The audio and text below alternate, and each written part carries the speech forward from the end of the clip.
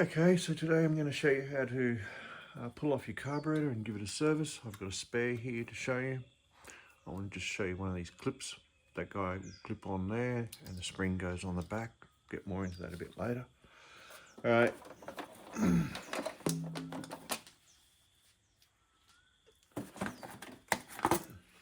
Remove our service panels.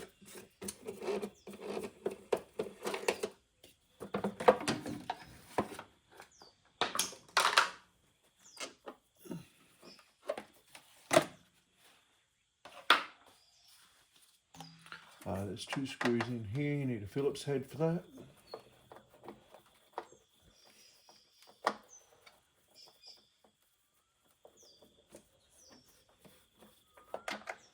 On the other side.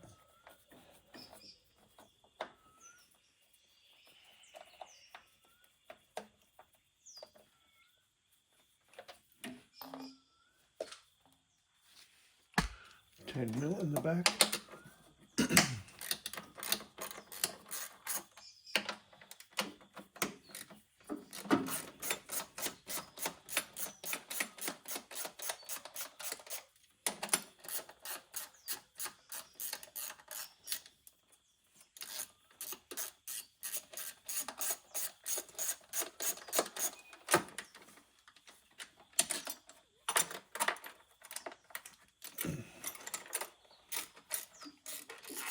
Pull that guy out, put it off to the side, take your cover off, disconnect your hose. Now you're really going to need to remove this. Already loosened the bolts for you.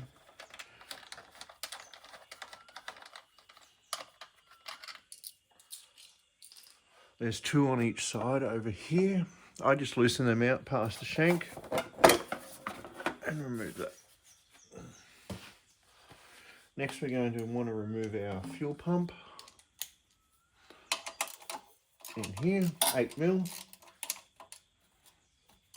Alright. So while we've got it here and you can see it, this is our fuel line in. This is our vacuum line. That's our fuel line out.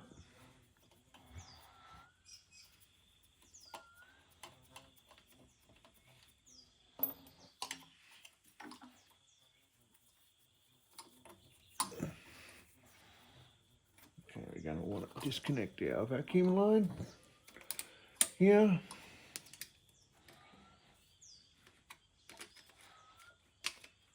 And then we can just put that off to the side. So again, looking at it from this side, if you need to, fuel line in, fuel line out at the top between the brackets, and vacuum. You naturally, when you started this job, you've gone ahead and you've replaced the fuel filter, right? You don't clean the carburetor without doing a fuel filter. Alright, so we're going to want to remove the fuel line, the throttle linkage. We also need to remove the fuel cutoff solenoid here, remove this vacuum line, and remove the choke cable back here. The choke cable that just flips around the little clip, and you can just lift the choke linkage straight up and out. On the other side there's a dampening spring. It connects to the inside of this tiny little guy here. You can just see the little hook. So on that side there, that's for our main linkage. So then we're going to remove these 3 bolts and slide our carburetor out like that, and it'll come out with this riser and this manifold. On the back of that there's 4 bolts. We'll remove those later. Okay, so you pulled your carburetor out. There is a stage in this video that I'm going to skip because I don't actually want to pull my carburetor off the skid steer. Once you've gotten it off, there'll be the plastic air filter, 90-degree tube here, and the other aluminium one here. 4 10mm bolts, pull it apart, put them off to the side, give them a good clean out with your carburetor cleaner. on your stock carburetor, the air mixture screws will have a Welsh plug in the top. I'm just using a piece of aluminium here to give you an example. You just want to take a drill, put a nice little hole in there like so, and then take a little pry bar or something like this, get under there, pop it out and discard it. Do that for both sides. Right, next we're going to disassemble the carburetor. Tools you're going to need: Phillips head, flat blade, set of jet cleaning tools if you can. They're only a couple of dollars down your local gas supply, welding shop, Bunnings. If you're fortunate enough to have some carburetor brushes, that would be great. A pen. And for the stock standard carburetor, you're going to need one of these special security tools. You could just take a flat blade and grind a bit in the middle. It's just a two-prong like a rabbit ear. Alright, so let's go ahead and move some jets. We've got these guys out, we might as well go ahead and remove them. What I do is I put a pen mark on in line with the flat, and I put a mark on my screwdriver as well, and I just count the number of turns in. It'll be 1, 2.5. The same with this one because I've already done it. 1, 2.5. Right, so you can go ahead and remove those. What I'd like to do is write them down, a left and a right. Right, 2.5, 2.5 turns. That gives us our starting point. Yours might be different. You see the previous one over here, I've done it was 1 1/4 and a 3/4.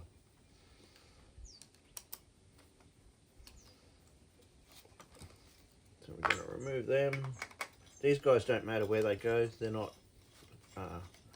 either side. You know what?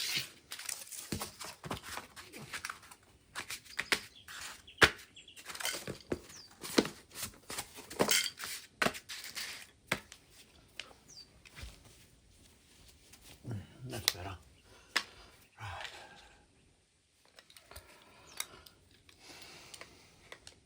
Pull it out. I guess you'd do this on a bench. I'm just doing it on the floor because it's a bit easier for the camera, to be honest. And I'm down the house. That one there. Let's go ahead and remove that. Don't forget, on yours you'll need a security screwdriver to do it in here, or a modified flat blade. It is important that you do this step, so don't scrimp on it because you don't have the tool. Make something. You could also take a hacksaw and cut across this here and make it into a flat blade if you needed to. Pop out your idle jets. These guys aren't left and right, so they don't matter, but I usually keep them left and right anyway. Put that one up there. Alright, let's get this float bowl off. Take out your 4 screws. There'll be 4 on all corners. I like to crack them before I go and relieve them all, because you can get a tight one. So just do each one, maybe in a pattern. Put that over there. We're going to give all that a good clean out. Now we're going to remove our float. On the stock standard one, it just goes straight through the side here, and it's held in place by a little moulding here when it's assembled. This guy also has a locking screw because it's an aftermarket carburetor. Alright, check our needle. We just want to make sure it's springing up and down nice. Probably just make sure it's sitting there nice.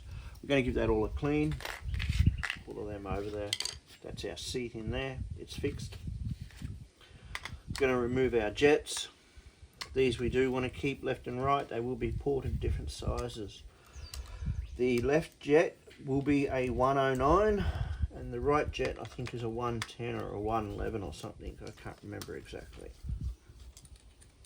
but I do know it was 19 because they're odd. Take out our 2 guys like so. We want to take our spray, and we want to spray in here and here and there. I like to put a bit through there, and that one we want to spray in here and here. I like to get it here these 4 little holes, give them a good spray, line them up, you can force the stuff through.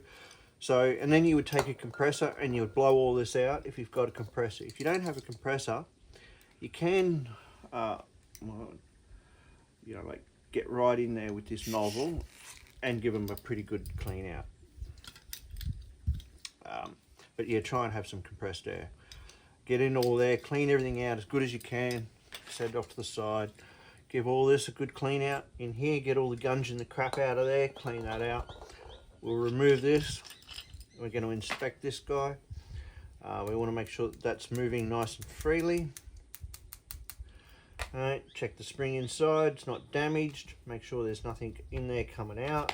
It hasn't, you know, played up. Put that in. Boom. Then we're going to reassemble that after we've cleaned it out in there with our spray and our compressor. Connect the wire while it's off and turn the ignition on and off and see if that retracts. It should go click, click. Be nice. Alright, so now we basically reassemble our carburetor. I usually tend to go with some of these guys first because you don't want the float flapping around while you're doing your thing. Let's pop these guys in. Alright, so when we clean these, we're going to want to spray all of them. Give them a good spray. And then take our needle jet wires, these guys. We actually want to make sure that we clean out each one of these quite, you know, with our wire and actually go to that effort. Same with the jet here. Find the right wire and give it a nice good clean out. It's pretty important because you'll be surprised like how much shit gets caught in there, especially if you don't have an air compressor and you're only using carburetor spray. A wire is a must.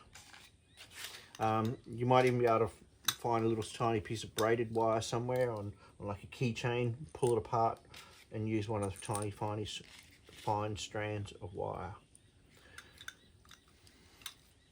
That was our left. Make sure we put them in the right spot.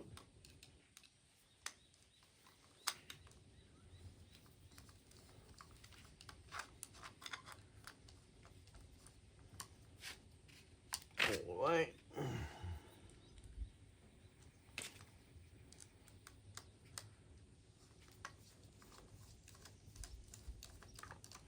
All the way till they're tight. Put our idle jets back in. It's easier to put the inside one in first. This one here. Put our retainer back in. Don't forget, on yours you'll have that silly little tool. Why they did that, we don't know.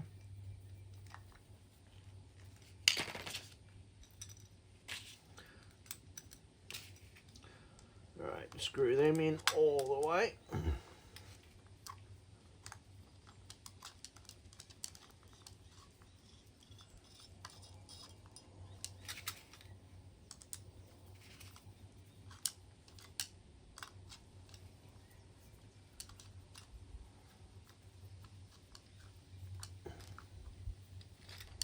Right, take your tool, line up your marks again and count them out.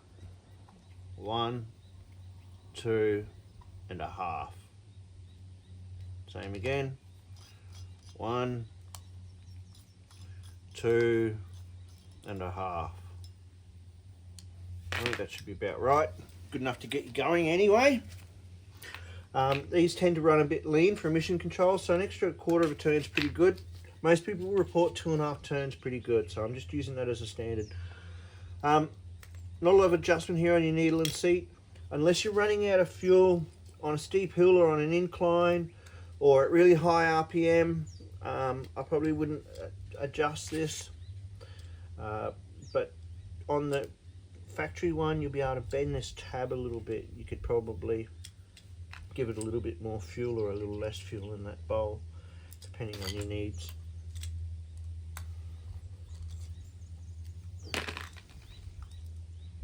So I just make sure you can just look in here. Right, and you can see the float's working. And it looks like it's about level when it shuts. You could hook some fuel up here and probably use this and set that if you wanted to. Put your cap back on. There'll be two locators here and here. Locate it like so. Screw it back together. I like to do these in a pattern, not just 1, 2, 3, 4. I like to actually do a carburettor like I would a cylinder head, opposites, diagonals.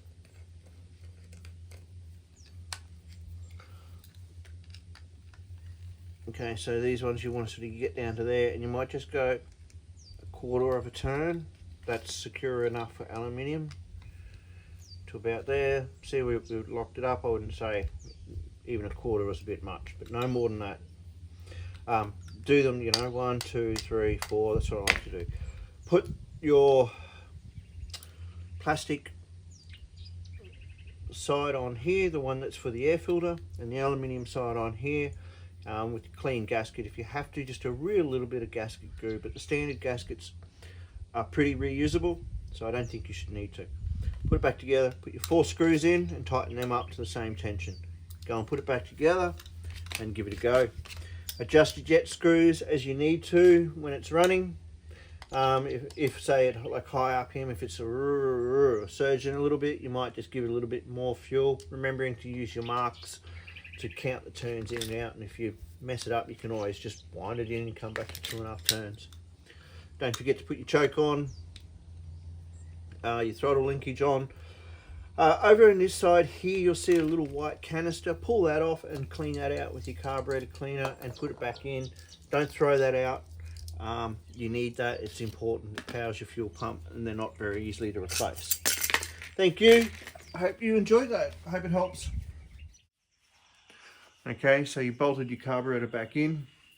You've connected your fuel line. Remember, fuel line comes into the bottom here. Fuel line out there. You've thoroughly cleaned out this white filter thing here. It's got some steel wool in there. You want to spray that out. Give it a good clean with this. Put it back in. Don't throw this out. They're hard to get. Connect all our hoses. Fuel line in. Overflow and vacuum line. You've connected all your linkages, of course. Okay, so you've got it up and running. You want to just give it a little tune. You're going to find the air jets here, and you're just going to adjust them a half turn at a time until you get it so it's running right. So I'm just going to turn it in a half turn.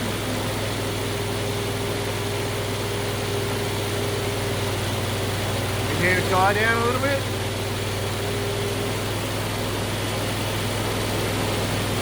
And then once you've got it close to where you like it, you might just 1/4 at a turn.